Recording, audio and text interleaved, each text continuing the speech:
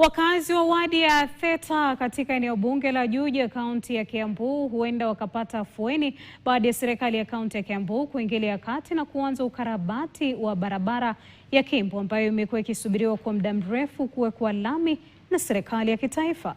Barabara hiyo ambayo ipo chini ya mamlaka ya barabara za vijijini nchini iko katika hali mbaya kwa miaka kadhaa, hali iliyosababisha changamoto kubwa kwa wakazi, wafanyabiashara na madereva wanaoitegemea.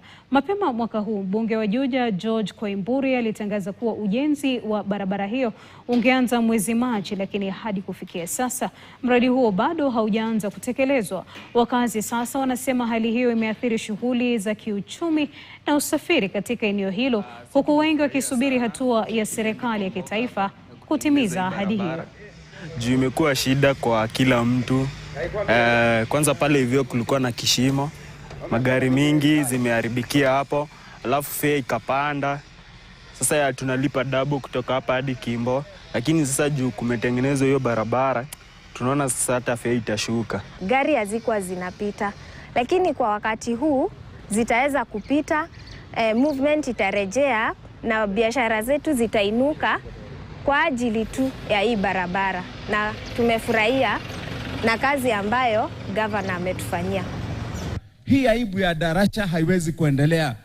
Kila mahali vumbi, kila mahali matope, kila mahali barabara mbovu. Tuko pamoja jameni.